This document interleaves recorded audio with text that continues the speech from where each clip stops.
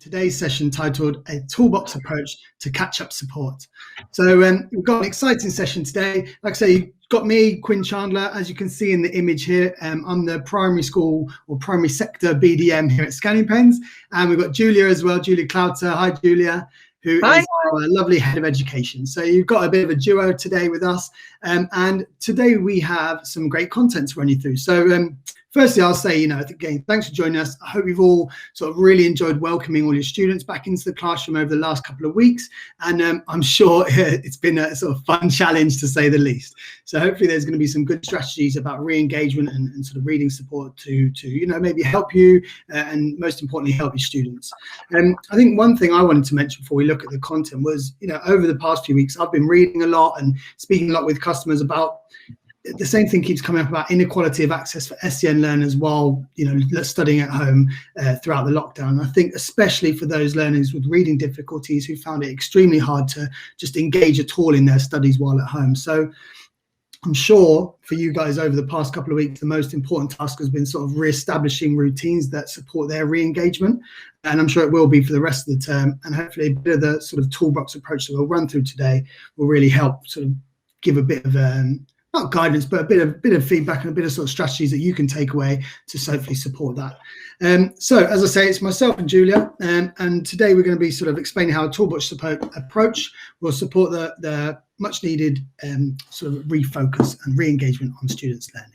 So you can see here, we've got the introduction to Scanning Pens in terms of the content that we're going to run through, and then we're going to explore this toolbox approach of strategies, maybe showcase how some of these strategies can be implemented, and then provide you guys some practical takeaways. I've got questions listed here at the bottom. I don't think that's necessarily part of the content, but there is also a chat pod on the bottom right-hand side of your screen, guys. So as we go through the slides, if anything sort of comes up of interest, please do pop the questions in the chat and we will definitely get to them either right away or as we sort of culminate the presentation at the end.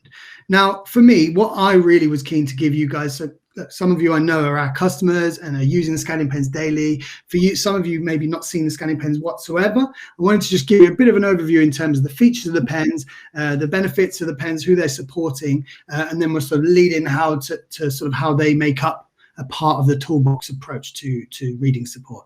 So this on your screen that I hope you can all see and are having no trouble seeing is a Scanning Pen. They're a nice sort of sleek device, maybe the size of a highlighter. You can see it against my head. I promise I don't have a tiny head or a huge head. It is just this is probably a more accurate representation of pen. I'm sure you all know what size of pen is. But yeah, so a reader pen is a fantastic, nice, slick piece of kit. It's assistive technology designed to support students with reading, well, anyone, learners, young learners in this case, but any human being with reading difficulties, enabling them to sort of have independent reading support.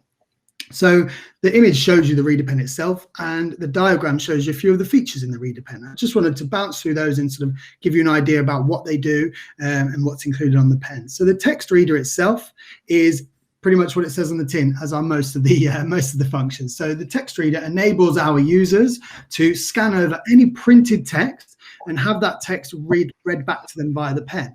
So you can see in the image of the pen, the text that has been scanned appears on the screen and then is allowed to or able to be read back to you as many times as you need to for it to be able to process that text, decode that question, or just understand a line in a book that you might have otherwise thrown you off. Now, as the text is read back to you on the screen, you can see it appears on the screen like so in the diagram, and it highlights each word that's being read back to you. So a really important part of our technology is the sort of multimodal aspect of the learning. So it gives you the audio either through the headphone or through the earphones that are the headphones that are provided or the speaker. And as you're hearing the audio, you get the visual because each word that's being read out by the reader pen is highlighted as it's read. So it's a really nice sort of two-pronged approach or a multimodal approach to the reading support. And I feel like all of our users benefit from the sort of a bit more sort of strong sort of stickability, if you like, in terms of remembering the text that they're reading, they're scanning, and they're struggling to process and understand. So the text reader is the most sort of valuable and used part of our pen.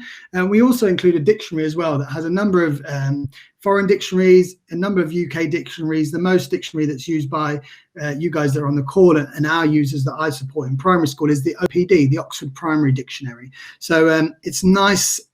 Many of you have probably seen the Oxford Primary Dictionary, I imagine, but it's nice simplified definitions of words that enable users to really understand the meaning of words and then actually comprehend that, hear that in context in a sentence, and enables them to sort of feel confident in accessing texts that otherwise they may not understand and sort of struggle with.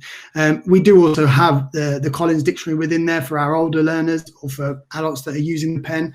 But again, we always recommend within primary education and a lot of the time in secondary education that our users use the Oxford Primary Dictionary.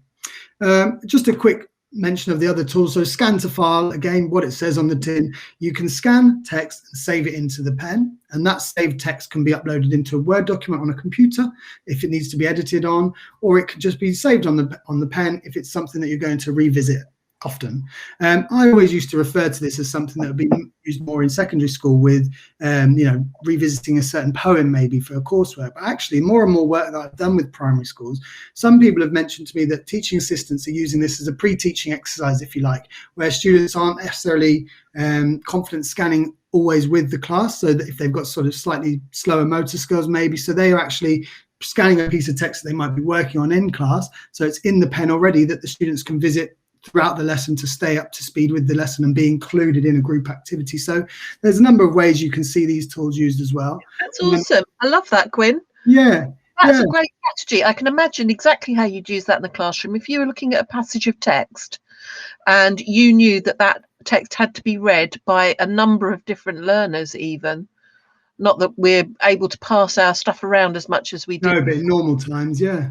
Yeah, but in normal times, you could be passing that pen round and those students who are struggling to read could just have that instant access. I think that's great as a pre-learning activity. Yeah, cool. Thank you for sharing that. No, it's great. I mean, it's something that I've learned from our customers, because I guess assumptions are dangerous, but I always thought that it would be something that's used more higher up the key stages. But yeah, it's something that's being used a lot of primary as well. And then lastly, the recorder function, again, probably can imagine what it does, but it allows you to record into the pen and play that recording back. So examples of this, I like to give examples throughout this, you'll see that. So examples that I see how this is used, especially at primary, is, for example, the dictionary has a history. So you can actually look through the history of words that your students have been scanning and maybe make some sort of follow-up activities, some sounding out activities from words that they're, or groups of words that they're maybe struggling with, and have those sort of sounding out with activities with them using the recorder. Or you can just use words of encouragement, maybe from the Senko, from the TA, from a parent, that kind of thing. So those are a bit examples of how we've seen it used. Equally, a dictaphone kind of thing. So, you're able to use the recorder in any way you like. Lastly, the settings feature allows you to personalize the pen and adhere the functions that I've just mentioned to the individual's needs. And this is a really key thing that the pen offers. So in terms of the settings, you're able to manage the speed in which the text comes out. You can add in pauses in between each individual word and after every punctuation. And these go from 1 second to 5 seconds. And that just enables you as the teacher or as the class teacher or the individual using the pen to actually start matching the speed that the text is read out and that comes out through the pen and that it's highlighted on the screen of the pen, matching that to the individual's processing speed so that the pen becomes, really sort of in tune with their needs, in tune with their learning sort of speeds and strategies. And that is where we see huge benefit from the pen in terms of being able to personalize it really to each individual. So that's a sort of quick blip through of the features. And again, if any of you guys do want a further sort of demonstration of the pen, we can always look at that afterwards. I will put a sort of short survey up afterwards where you can give feedback or ask to book demos and that sort of thing if you do want a further run through. So, that won't be the last that you see of the pen if you do want to hear about it in more detail. Moving on from the features though, the benefits of using a pen. Now, again, a number of these might be extremely obvious to you guys, having sort of experience in the classroom and knowing the sort of students that will be using the pen. But the key thing, and I believe not just about reader pens, but about assistive technology as a whole, opportunity of or array of things that are available to schools. The key thing is promoting independence, giving the students the ability to learn by doing. And I think, that's where we see the sort of best value in learning, and giving a student with reading difficulties the independence to support themselves with their reading is huge in developing their confidence. We see our users maybe quite reluctant readers, and that might just be because of the reading block they have.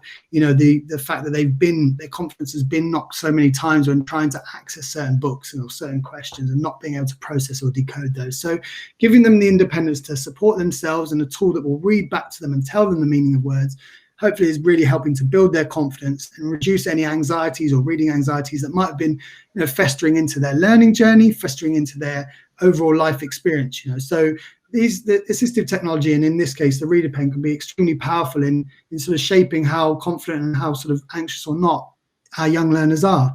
The next bullet point I've got written here, and it's something that I adore about the pen. I've got so many great examples of how we've sort of got feedback from our users how this has supported their students, and it is about supporting students in accessing all areas of the curriculum.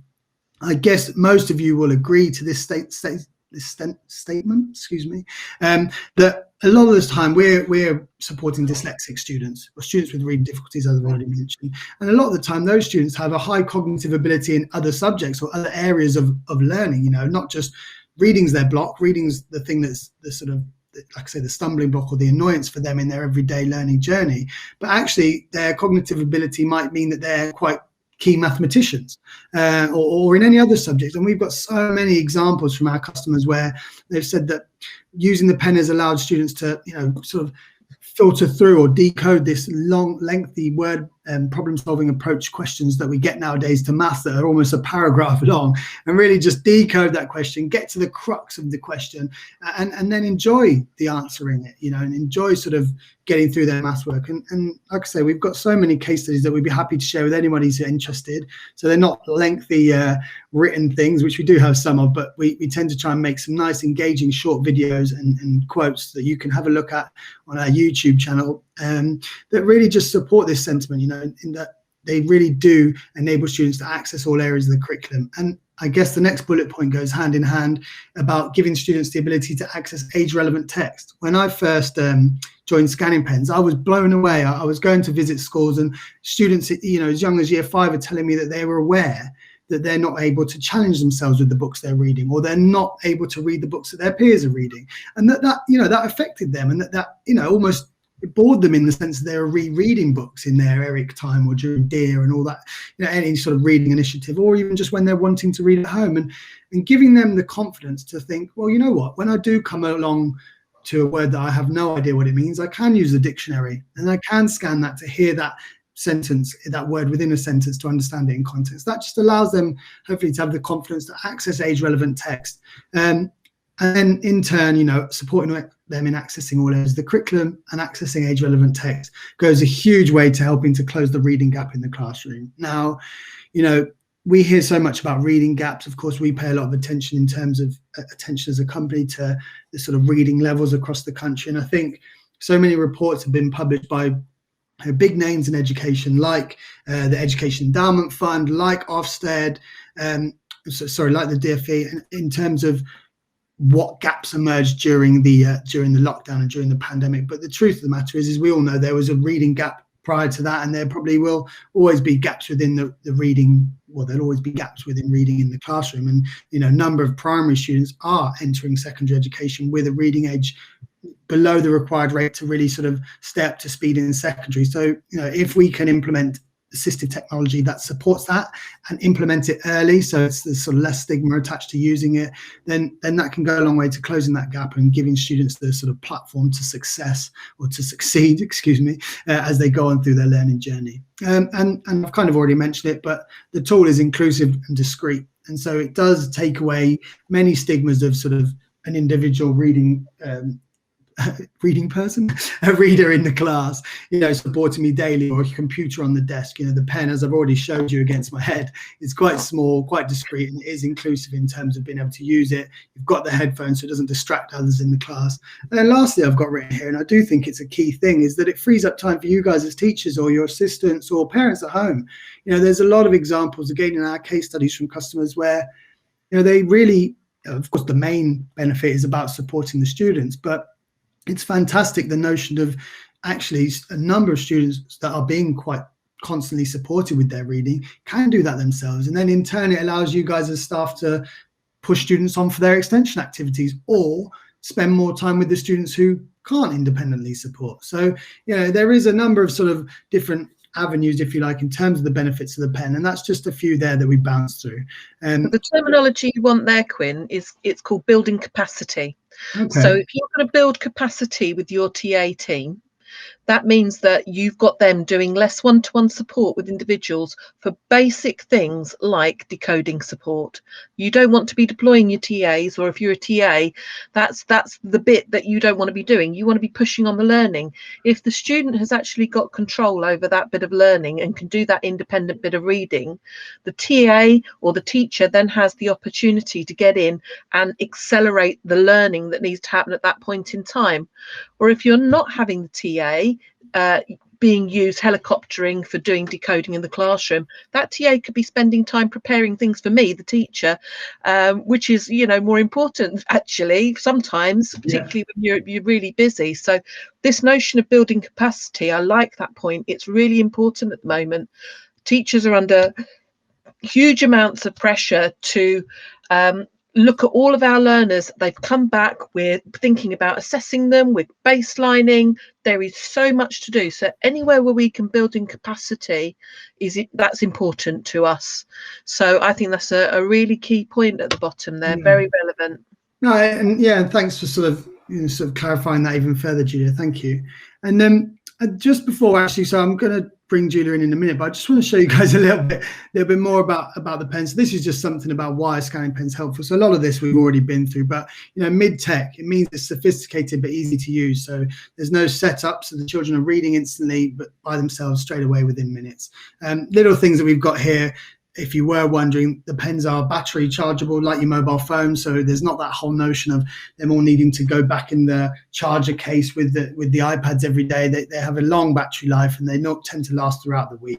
And look, the main thing that I've got on here, there's no Wi-Fi requirements, so you're not on a tablet. One of the things that we heard so much from our users and our parents, we do parent trials now as well, throughout the lockdown, was it's brilliant to have them with a reading support that isn't on their tablet, so they're not flicking between their learning and a non-educational gaming app, which we really want to limit. We want to limit screen time. I'm sure everyone's fighting that game with their young learners.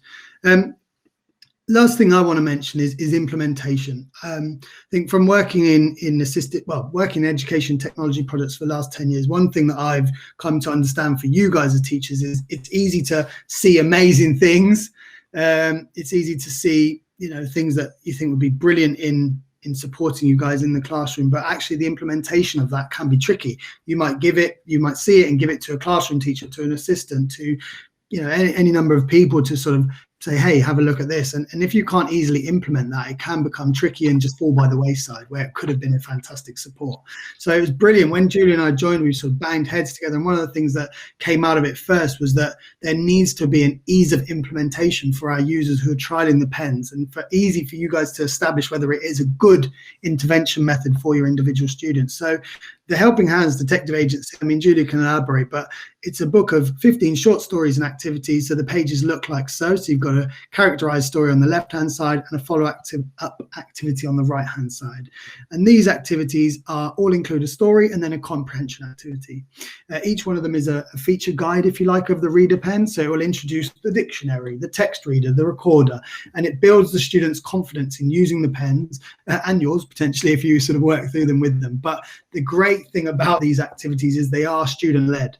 So they're able to work through them at their own pace, and feedback that we get is fantastic. It would be saying, student Quinn couldn't actually support himself, and would always require support in his literacy activities. And we've given him the pen and a 15 minutes sort of run through of it, and we've given him some of these literacy activities, and he's self-supported and worked through them. And that's the feedback we love to hear about them.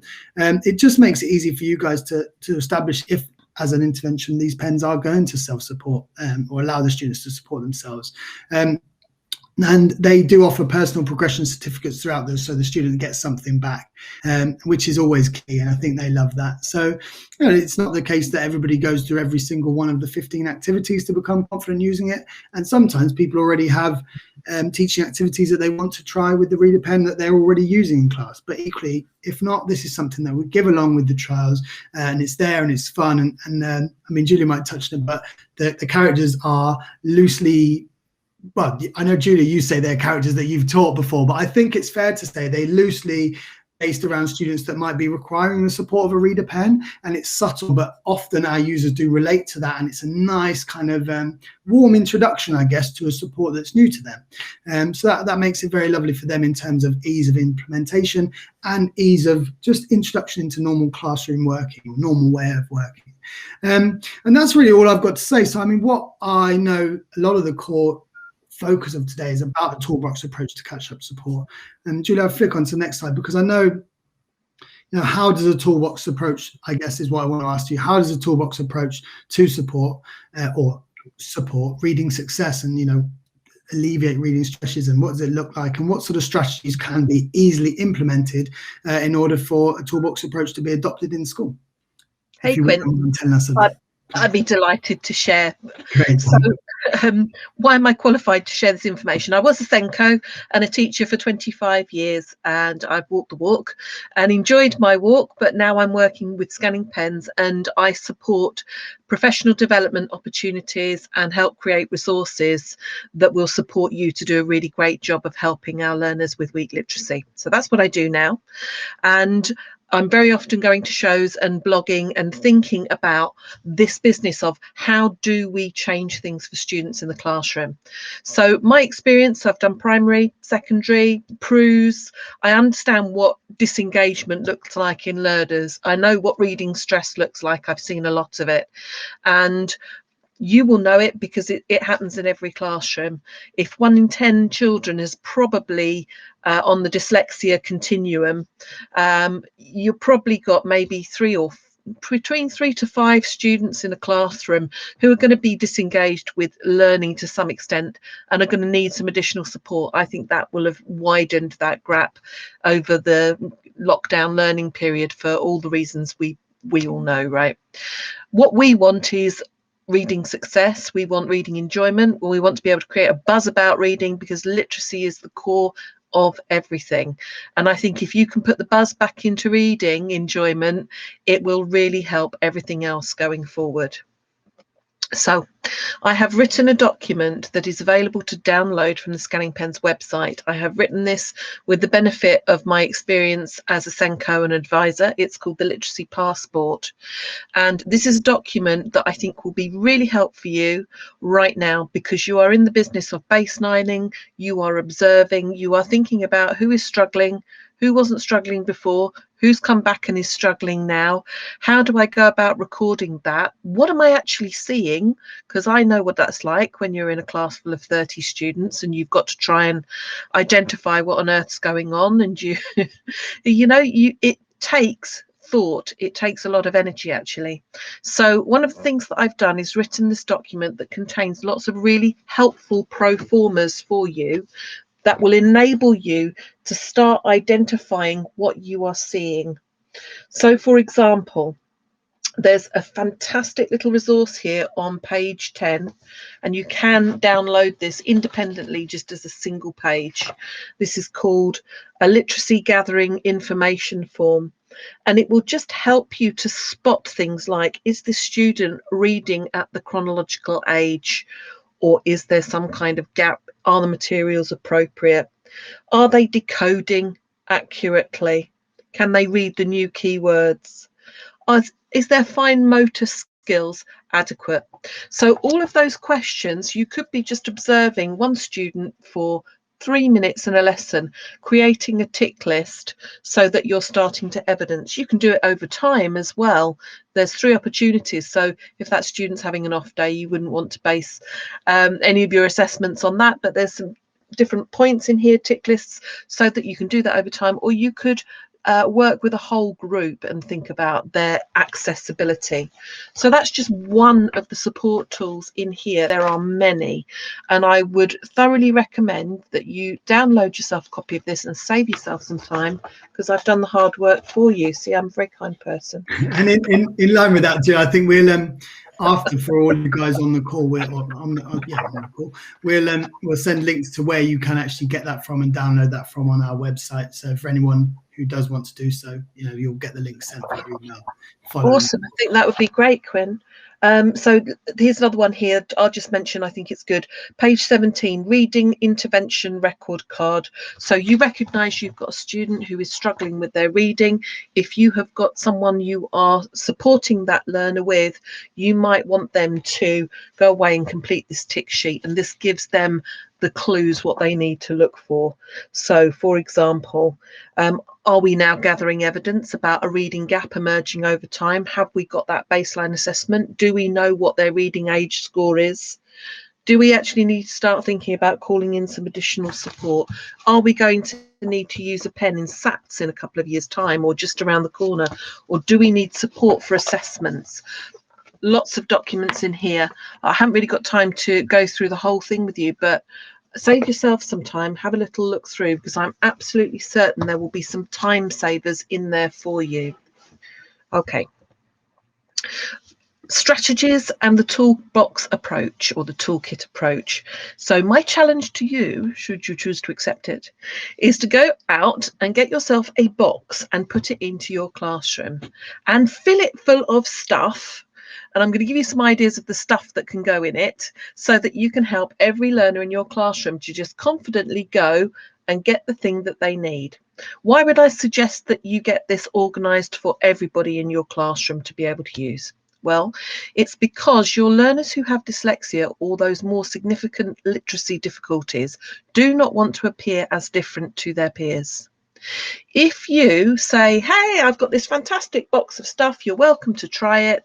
If anything works for you, you're welcome to use that.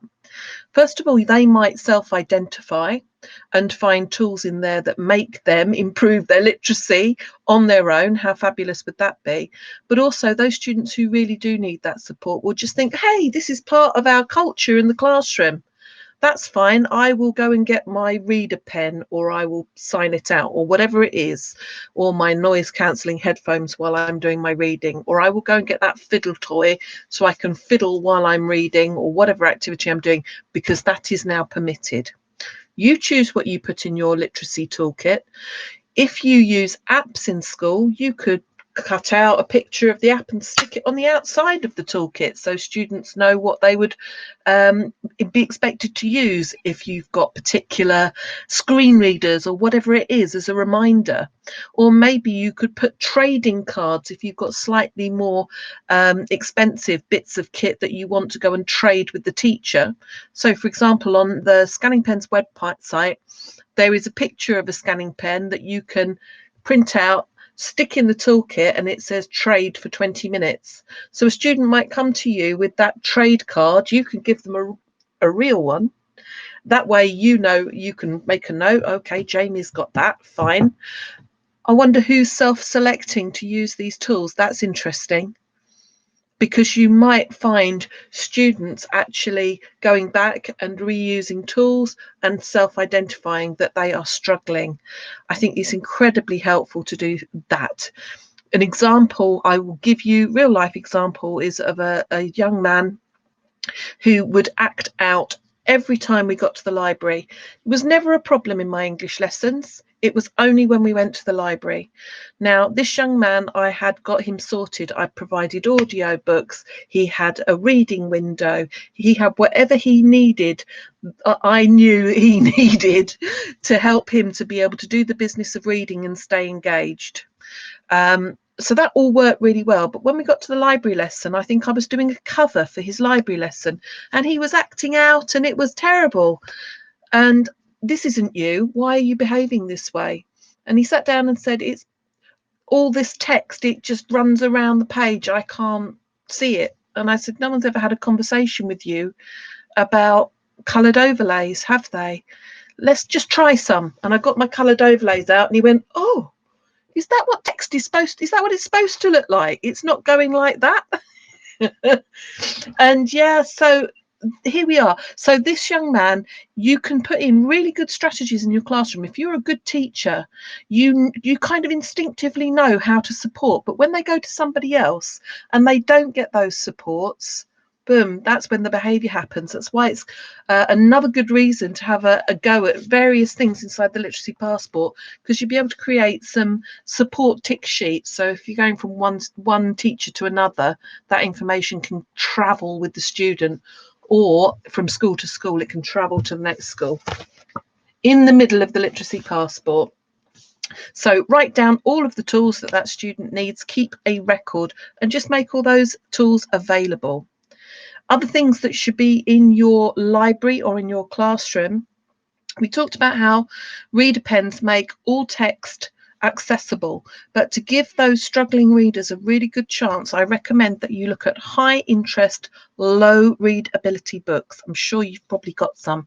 Barrington Stoke was what I bought when I was at schools. I really like their books, but there are lots of them.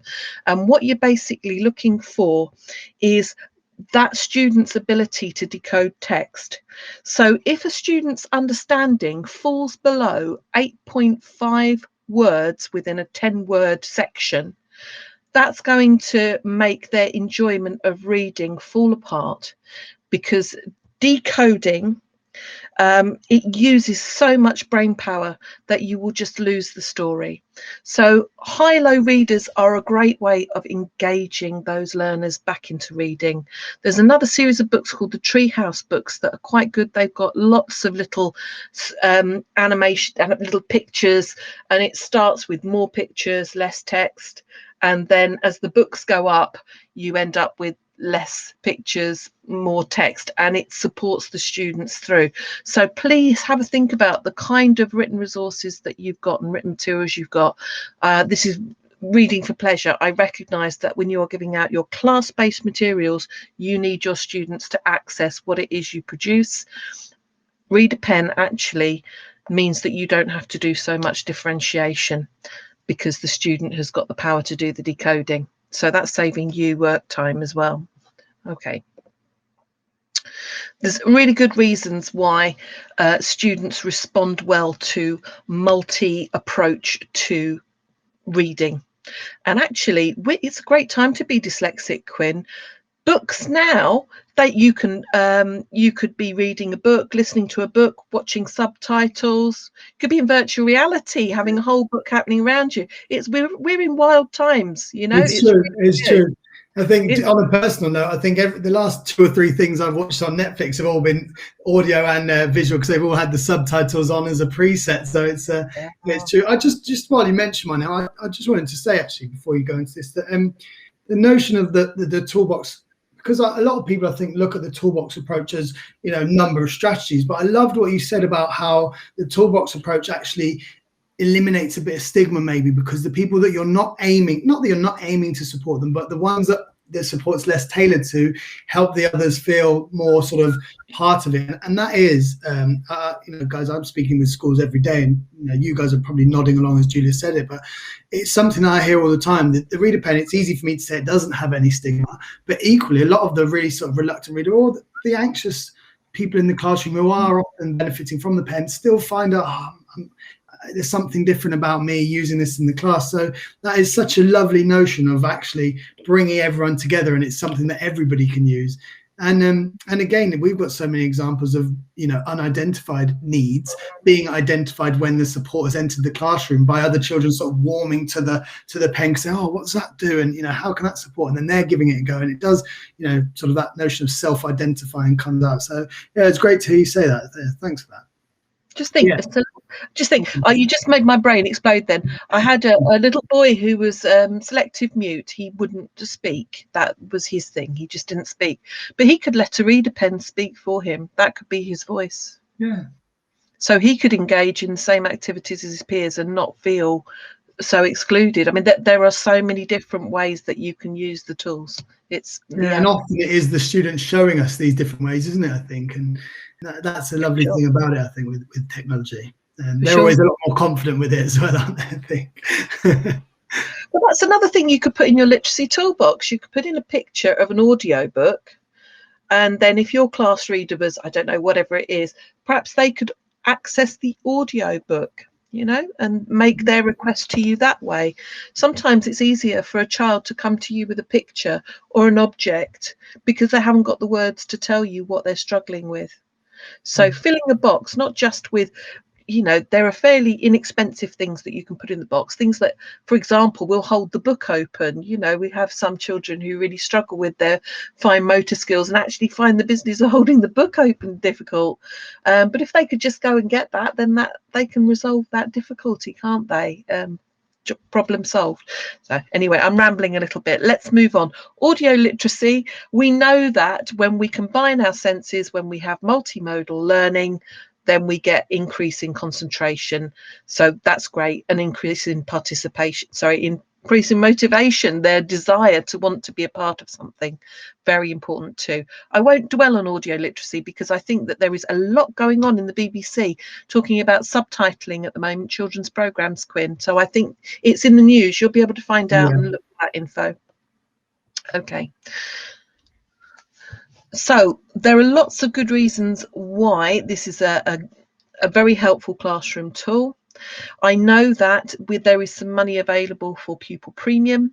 If you are thinking, how on earth do I go about affording or putting some money into this, I'd like you to have a think laterally. Because the funding isn't always ring fenced, and this bothers me. It was about a year and a half, 2 years ago, Quinn, that the literacy funding stopped being ring fenced. And actually, I think it's really important. There was a literacy catch up and a numeracy catch up. However, there is a lot of money flooding into the system. So how do you get your hands on it to buy the literacy toolkit stuff, whatever it might be, to support your learners? And I think what you need to do is kind of evidence base it. And you need to be able to say, okay, this is the gap I've got with these learners. Before they went, we were here. Now we're here. I know that I want to create this strategy, and I'm going to cost it, because that's what you have to do as a teacher now. I know it sounds crazy, but you do have to cost everything out. And then the head teacher or the SENCO, whoever it is, will say to you, what is your evidence for this? And you can say, well, funnily enough, I've filled out some of these forms from the literacy toolkit here, and here's my evidence. It's based on fact. This is the needs of my class. This is what I want to budget for. This is how I intend to close the learning gap. And if you are looking for case studies or information to show to the person who holds the purse strings, there are some absolutely fantastic case studies, primary case studies on the Scanning Pen's website. There's ones for EAL children, for dyslexic children, for children who felt lacking in confidence. And I would just encourage you to have a little look and share those with people, because the students say it better than we do, I think. And again, I love that. The students, it is telling what we get from the students, you know, because that's the be all and end all, isn't it? Their experience and how it's changed. And again, guys, in an email after to you guys individually, I'll put links to some of these videos that Julia's mentioning, so that you can take a look at them in your own time. Cool. Okay, let me whiz on. So while we're just thinking about these strategies that would be in your toolkit, you may have Crick, you might have Read Write, you might have Office 365. There are lots of accessibility tools built into your computer-based software. And obviously, you're at the expensive end now, aren't you? Because you've already purchased something pretty expensive. However, please do signpost, sticker these things, put some help sheets into your toolkit. So for example, I benefit when I use my Word document by turning my screen pink. That just really helps me a lot, just to focus a bit longer. My concentration dips when I have a white screen glaring back at me. So there might be some little helpful tips that you want to put into your toolkit as reminders. So that's a thought. Crick is really good software because it helps students to develop their sentences and drop words in, and yeah, really great little bit of software that. So I would encourage you to think holistically about accessibility tools. Talk about accessibility all the time with your students, to everyone. And the best analogy you can give is your glasses. You wouldn't be attempting to do something without your glasses. I know I wouldn't. I wouldn't get very far. I need them. They're my accessibility tool. We know whose fault it is if the webinar just cuts off at this point because Julia's got her glasses off. So sorry if that happened. Okay, I've got a lovely poster that you are welcome to download. And Quinn, I'll give you the link again for this. So it says, I mean, I just think this is nice. You could print it off and put in your classroom. Do you have the tools you need to read? And we've got this little chap here. He's Eureka the tortoise, and he's sitting there using, I think, a scanning pen in the middle here. And then there's a whole list of different things that go around the outside. So that's just a nice little reminder. You can put the poster up above your toolkit. I'm really keen that you do this. You're getting that message, aren't you? Sure. So yeah, put the poster up, and these are the things that you need to know.